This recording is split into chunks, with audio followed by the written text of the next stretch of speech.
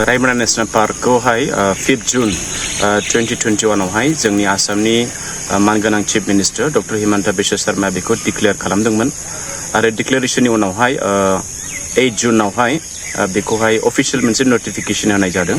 दा नैबे नोटिफिकेशन डेटखौनो जोङो रायमना नेशनल पार्कनि फाउंडेशन डे हिसाबै जोङो फालियै दिनै जों 5 बोसोर बे बाथि खेब जे foundation day of Raimona national park को दिनै जोङो फालिदों बा जों फालिनो थांगासिनो दङ।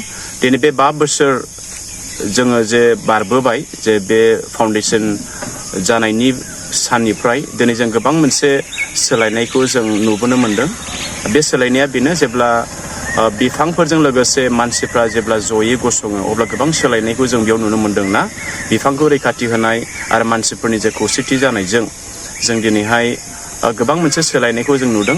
टुरिज्मनि बिथिङाव आरो कनजारभेशननि बिथिङाव गोबां जे दावबायारिफोरनि जे जोंनि रायमनायाव फैनायखौहाय जों नुनो मोनदों।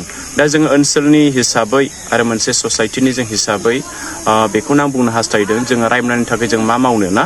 जों फांसे बिफां गायगोन ना जों प्लास्टिक बाहायनायखौ जों बन्द खालामगोन बा जों माब्रैबा जोङो एसे फिसा कन्ट्रिबिउसन होनानै नैबे गोलाव जे सम जोंहा बारग'लांहोबावनांगौ दङ ना।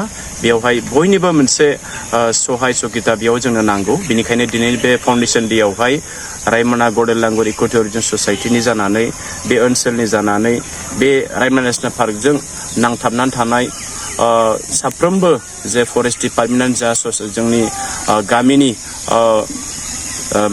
मानिजाथाव सिबिजाथाव जोंनि रायजो राजाफ्रानो जाया मानो आरो जोंनि ससाइटिनि मेम्बार्सफ्रानो जाया मानो साफ्रोमखौबो बेयावहाय सापर्ट खालामबोनायनि थाखायहाय दिनै सानाव जोबनो गैयै थैंक इउ जासिदों आरो मोनसे बेस्ट विशेस जासिदों।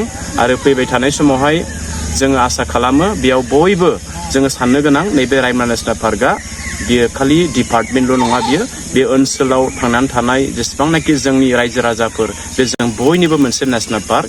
बेनिखायनो जोबोद गोजोननाय थाबाय नैबे दिनै बे फाउंडेशन डेआवहाय जाहाथे जों बयबो मोजाङै मोजां दिनै जों बेखौहाय जोंनि कुचुगाव डिभिजननि जे दैदेननायावहाय दिनै जोङो बेखौ सेन्ट्रेल रेन्ज कुचुगावहाय दिनै बे फालिथायखौ जोङो फालिनो जों थांगासिनो दङ।